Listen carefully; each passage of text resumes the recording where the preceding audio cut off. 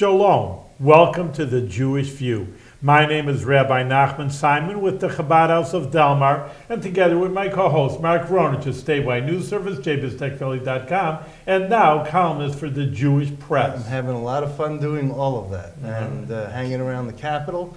And with us today is our guest is one of my favorite Assembly members, Amy Paulin from Westchester County, Scarsdale, as I say. Scarsdale from my... So anyway, welcome to the Jewish View. Thank you.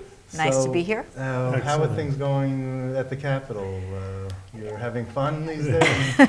I've done it for 16 years. If I wasn't having some fun, I wouldn't continue, right? Okay. So you've 16 years, yeah. Yeah, it's a long time. You're Yeah. going up This is my 16th year. Yeah, but you're ranking up there in seniority considering how much turnover there is. Yeah, there's always a lot of turnover. People underestimate how much turnover there really is when, we keep a chart, some of us, just to see where we've changed or progressed in terms of seniority, and it's always shocking to see who is that middle person, because you think, oh, they just came, right. And then already there's so many people behind them on the totem pole, So what number are you among the 150? I don't know exactly, but I'm Up there? Up there, yeah, definitely in the top 20%. So you must have some good committee, I do. It goes with seniority, Yeah, I've had several committees, all good.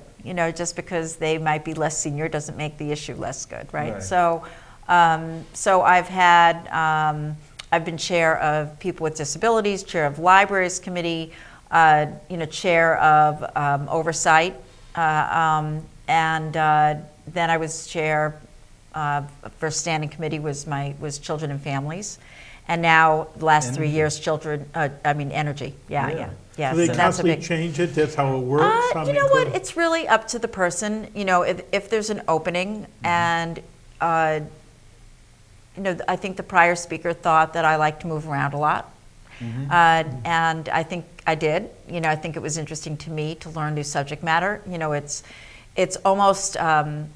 People are very respectful. So even though you know so little, they're very respectful because of your position. So it's like taking a college course, in a subject matter. It's extraordinary, And so energy's been terrific because I knew very little about it, and now I feel I do know much. I know a lot. With Indian Point so close to your district, you really need to know. Well, to understand Indian Point, not so much from the perspective of what is what are some of the hazards? Clearly the safety hazards are something that everybody in that area is well aware of or worry about, but more so, how do they fit into the energy grid? What is its significance? What is the likelihood of getting rid of Indian Point? Those kinds of things. Do you want to see it shut down? Well, I think that it would have been preferable if it was never built there, but now it is 25% of the energy supply in the Hudson Valley region, and it's very significant. It certainly can't be shut down until there's a replacement, and it's a clean energy as well. So you don't want to shut it down and then replace it with a fossil fuel. So it's complicated, and there's additional requirements that 80% of our energy supply has to be local. So you're not out there with the anti-Indian Point people. Well, I'm certainly not. You can't shut it down immediately. I think though most people who are anti-Indian Point acknowledge that there's a problem in shutting it down immediately. And the lights will go out. Right. So your position? My position is, ultimately, I would love to replace Indian Point love to have it shut down? I think it should be shut down for that region, but we can't do it until we replace it with renewable. What about fracking, which is always a hot issue in energy? Fracking isn't so much in the purview of my committee. It's much more in, because the oversight is DEC. They're the regulatory body that makes that decision. So it's much more in the ENCON committee. That's Steve Engelbright's committee. And I know they've been active on it, but it really hasn't come across my desk very much. Just so the audience knows, you're also a member of the Education Committee, the Health Committee, Higher Education Committee, the Legislative Women's Caucus, and you're a member of the Puerto Rican Hispanic Task Force. And that's because I have a lot of Latinos in my district. In Westchester? Yeah. Well, I represent White Plains and New Rochelle, which both have very large How do you have communities. time for yourself after all? Yeah. Well, why don't we see the member of the Jewish Legislators Association? Well, I am a member of that. I don't know why it's not on there. here. Yeah. So you are a member, okay. I think you have to be as a Jewish person, Yeah, right? Yeah. So are you, did you, I understand today, I missed it, there was something about BDS and anti... There was a meeting this morning from Yeah. 11 to 12. I went for part of it. I had a conflict for the What's that last in- 20 what- minutes. What's the issue? Can you tell us? There was a speaker, Palestinian speaker, and he was there to really advocate for, or to help some who might not have understood already that, Palestinians who live in Israel have it better than Palestinians who live elsewhere.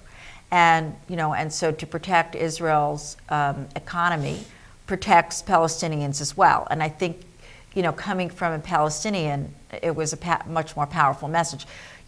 Those of us who go to meetings about Israel or have been to Israel know that that's what Israelis say, Israelis think, and as Jews, we know it to be true.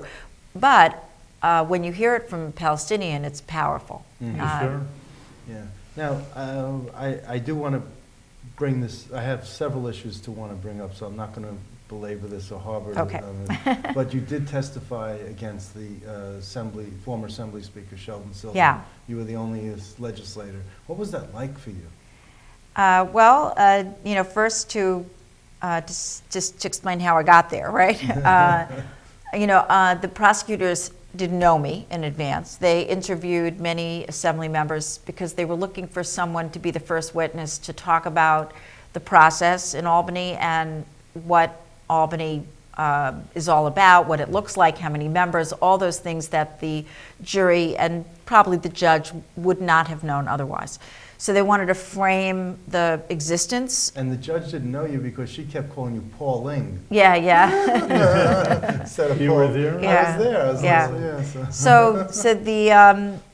So we were. They interviewed I don't know how many members, but quite a few. My understanding is I know of 2 that they interviewed besides me, and then the prosecutors picked me for whatever reasons. Whether they thought I articulated the process the best, or I looked the right part. Whatever the reasons are, they picked me. So going in, it wasn't as if I actively sought out testifying against But you the went speaker. willingly. Well, They didn't have to bring you in handcuffs.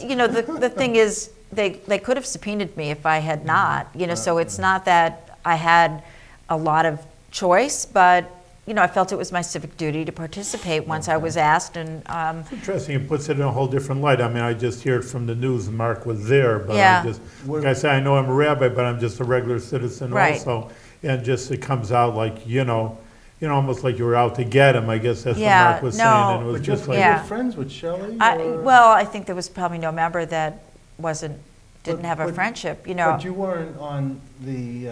No, I had a very good relationship with the speaker, and he had been very good to me. So it was very awkward to be in a courtroom knowing that, something that I could say might hurt him. I don't know that my testimony per se did that because it was really framing how many members in the assembly, 150. How big is the budget, 140, billion. Those kinds of questions were really what was asked of me. So. And then the defense got to you. Yes, well, Which I know that embarrassed- was ironic. Which embarrassed you. Yeah, a little, well, I think, right? I don't know that I didn't know. As it turns out, they had said things, I guess 3 different things. First, did I know that my husband did a deal with whatever the person was? No, that was different. Right. And then it turned out that my husband had not done a deal with, so whether they made that up or whatever, but I don't know, the deals necessarily that my husband is involved in. He doesn't share all that individual, typically he would come home and tell me how great he did, at a meeting. I was brilliant. I did this great job. I didn't really know who he was brilliant against or for or what have you. So, so I really didn't know a lot of the clients' names. And so when they asked me if I knew that this was a client of my husband, I'm thinking, well, it could have been because I don't know who they are anyway.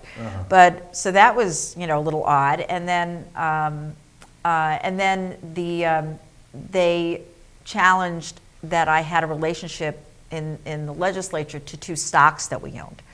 So one was Con Edison and one was Merck, and they said, well, you own these stocks, and therefore you can't be involved in issues related to them. And I had been at a hearing where someone from Con Ed testified. The president of Con Ed. Well, the president of Con Ed, but it wasn't my hearing. You were chair of the Energy Committee. I was chair of the Energy. I am chair of the Energy Committee, but the hearing had nothing to do with that role. And I didn't really know that my husband owned all this stock either, because he does that's his game. Yeah, but they showed the way you signed the financial disclosure Yes, form, and it yes, was listed.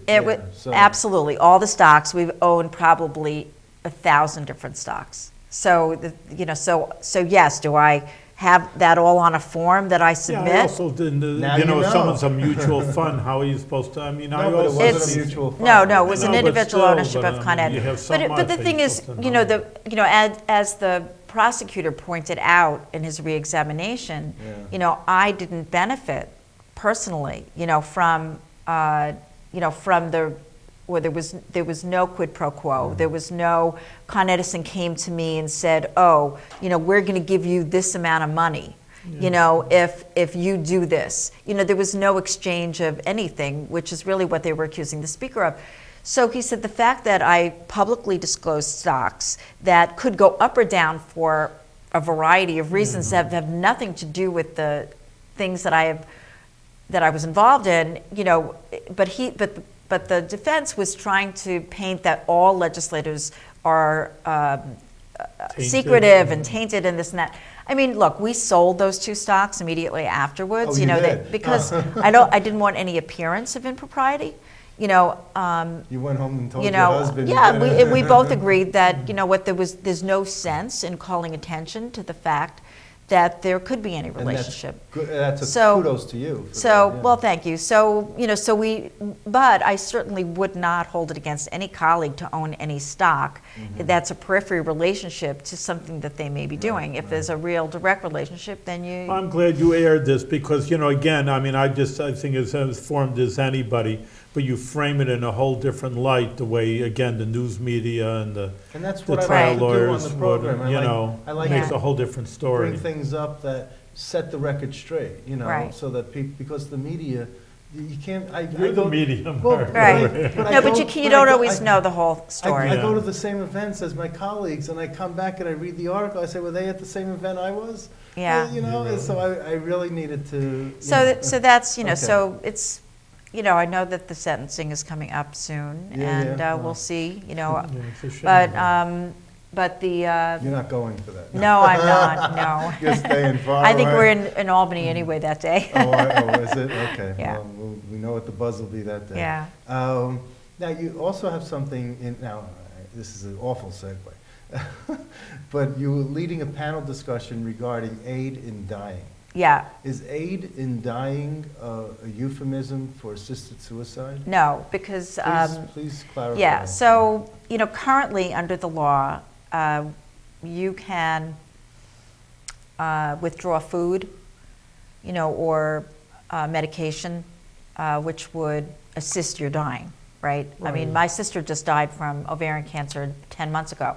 And when she was told by her physician that she was terminally ill, like immediate, because she had been on tubes for 12 months. She had already been in remission, and then when the cancer came back, they tried to do all kinds of things. But, he said to her, and she was worn out from the chemo, worn out from the tubes, and he said, there's no hope here anymore. You're 4th stage ovarian cancer. There's no hope for you.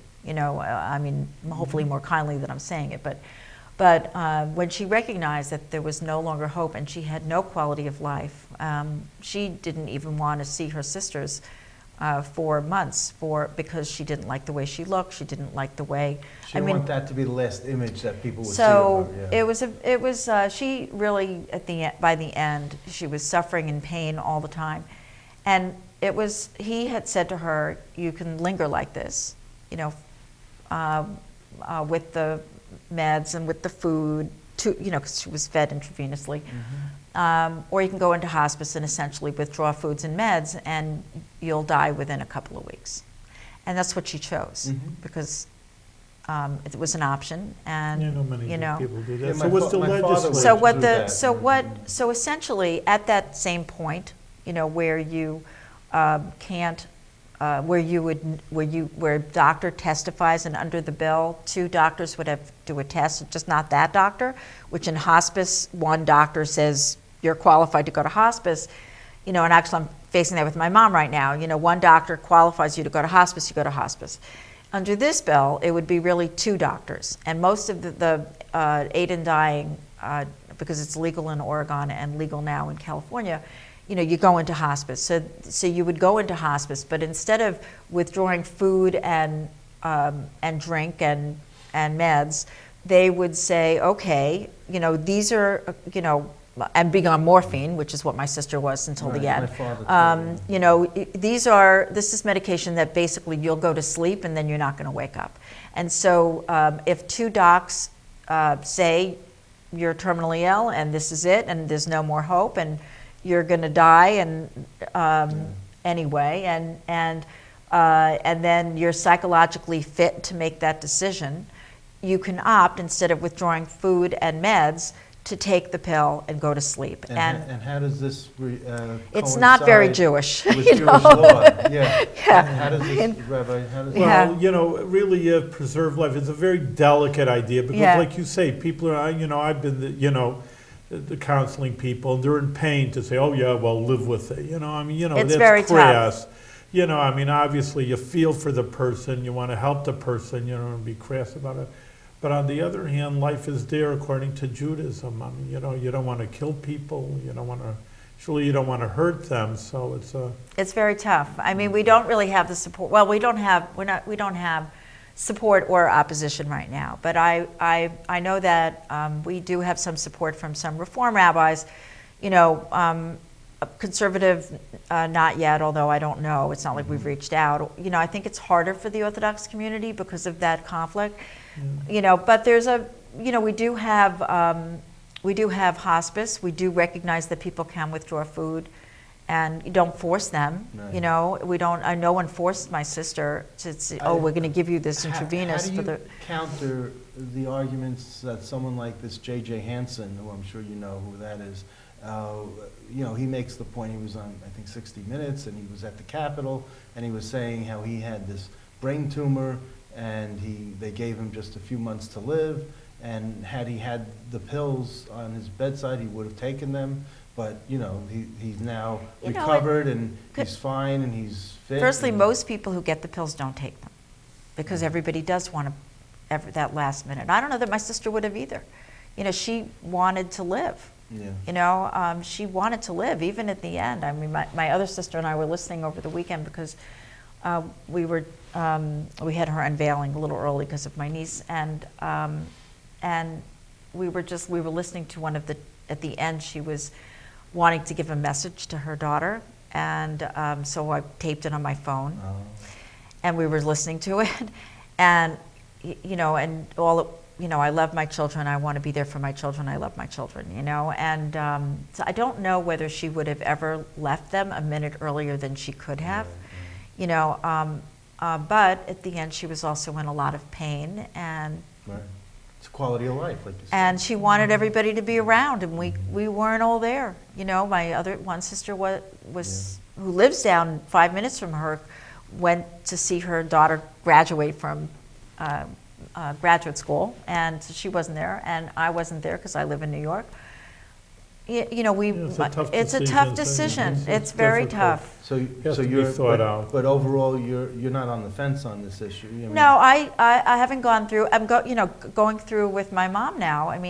My mom's holding on. She's almost 91 years old, and she had a very serious stroke 4 years ago, which she went from being completely independent to being completely dependent, and it's deteriorated. So she's now with me, and I guess now 3 weeks ago, she deteriorated, and I called all my sisters, everybody's got to come say goodbye, to mom, you all have to come because, my nieces, my nephews, I'm texting everyone, I'm there with her, I'm thinking this is it, she doesn't want to eat, this is clearly the end.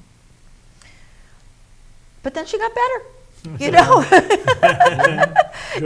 She got a little better. She's eating again. She's in as I say to the nurse and to her doctor. She's in a new state. She's deteriorated, but she's stabilized in her new deteriorated state. So she got a little better. So who knows how long she'll be like this? Whether it's going to be 5 years. One of her brothers lived to 99. Wow. Others live to their 70s. One more year, huh? Who knows? So she's a little better. We'll see. So I want to bring up something. You were on the Legislative Women's Caucus, and yeah. I know there was a lot made of the fact that in January there were more women now in the legislature than ever before. Yeah. Is that good? Is it bad? I think that does it matter? Should it not matter? I think that women have a different experience than men. It's good to have all experiences in the legislature. How many women are there? Oof, I don't know. You're the reporter, man. Yeah, should have known. I don't know. I don't know. No, I don't know. Fine. I think I did hear the number, but I don't know it in my head. Right. But there are quite a few more women. It's interesting because I think that they're younger women too. And so I've been seeing a baby around all the time. I know it belongs to one of the legislators. So we haven't seen that in a while. So all of those, because it reminds you of experiences that you might have had that you forgot about, or in the case of men and women, they have different experiences. It's good to have a variety. Yeah. But I just didn't know if there was something special. I look at you as a woman liber, Yeah. type, but Yeah. Well, look, if I was the only woman, it would feel awful. Like when you're the only Jewish person, right? Right. You want to have like enough so you feel comfortable, but it's also nice to have a variety so that you learn from everyone. Well, I see all the legislators, male legislators who had left recently are replaced by women. Right. Sam Roberts up in Syracuse. Right, that's true. And in Brooklyn, Alec Bokrasny's seat. Right. Is now a woman. Alan Mazel's seat. Right. A woman. It's true. You look at all this and you say, it doesn't surprise me there are more women now than ever before. Yeah. Well, sometimes professions that happens too, I think. Yeah. But. So I thought I'd touch on it in case you had something to say. No, I think it's good. I think that we hear from them. I think they're outspoken. They seem to have bonded with each other. I see a lot of new women legislators, and they're enjoying each other. And so I think it's a positive thing. But I like hardworking, smart people. So regardless of regardless, what the gender, right. So let me have another awful segue. Yeah. Because you have legislation that combats sex trafficking to minors. Yeah. It's an awful segue.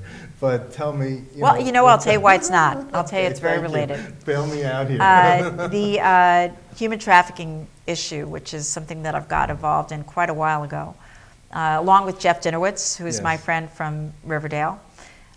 He and I, with his leadership, had done a bill in the, I guess it was 2007,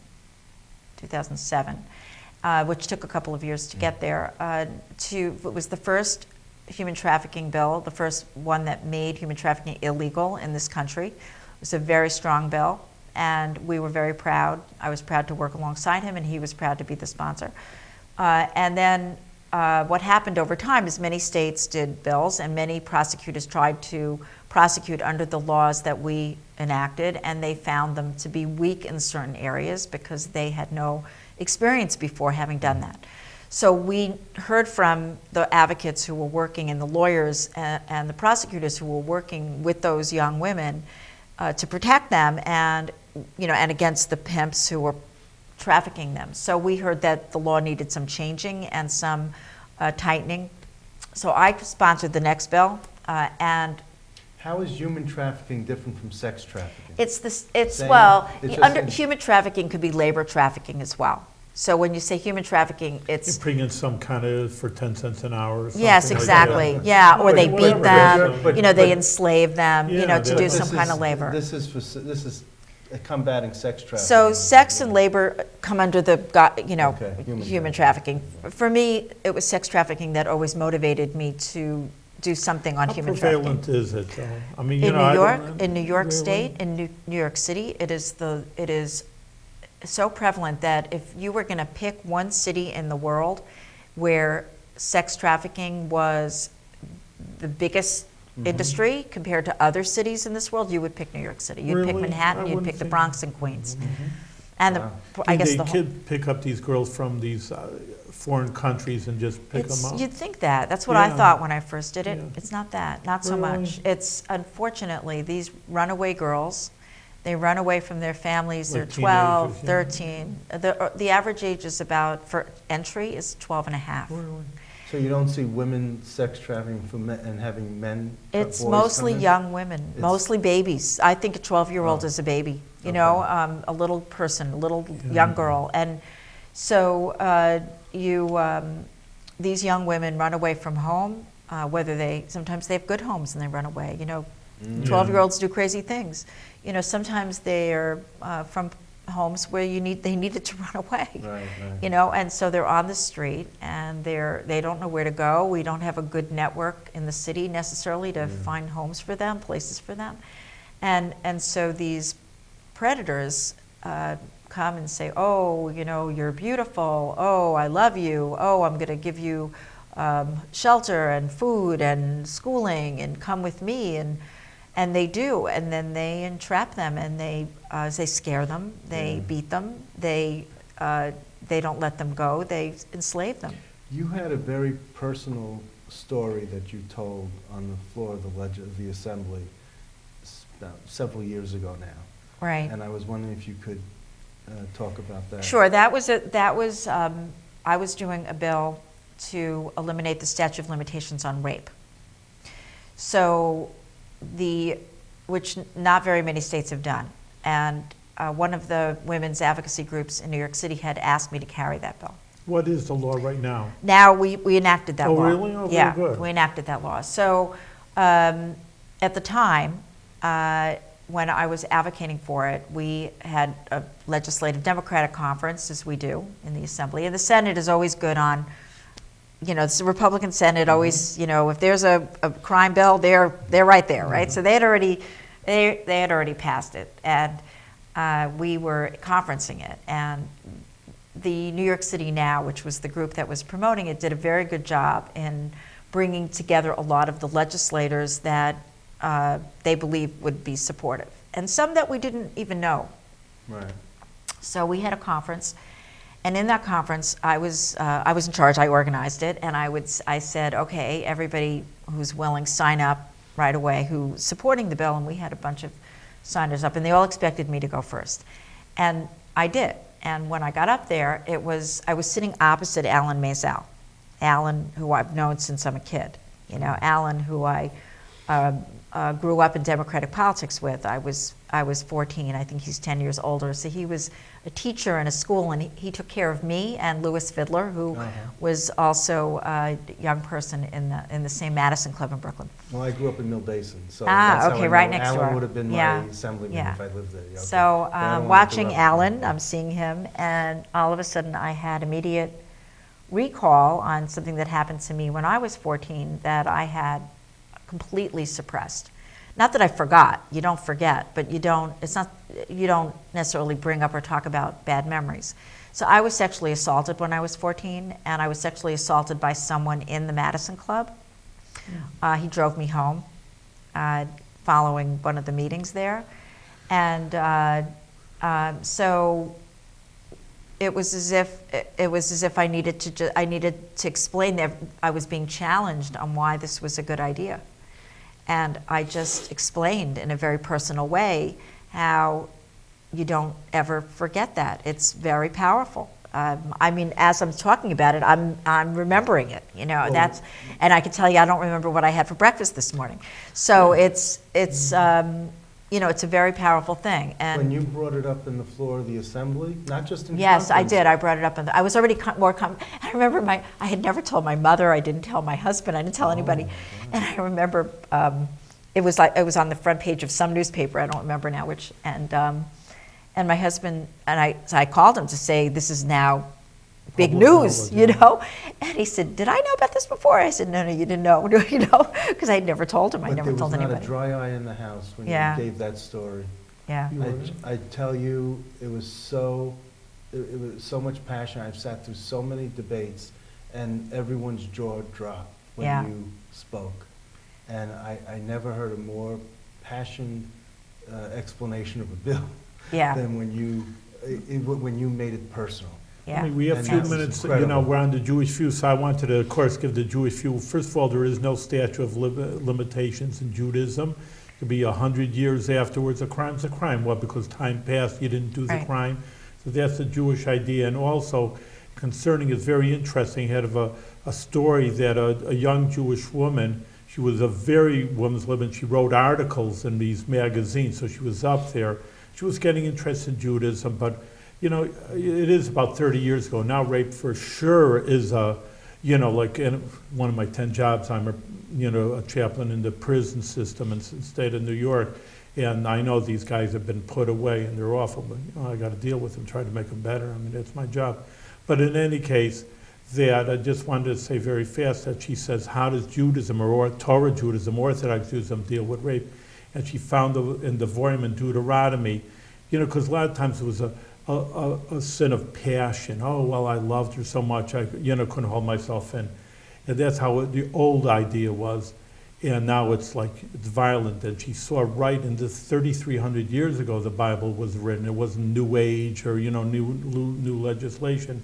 So it's just like a person assaults and gets up to kill somebody. These are the words. That's what it means for a man to, abduct a woman and to assault her. And she says, I'm turned on, because that was it. That, that was a major issue.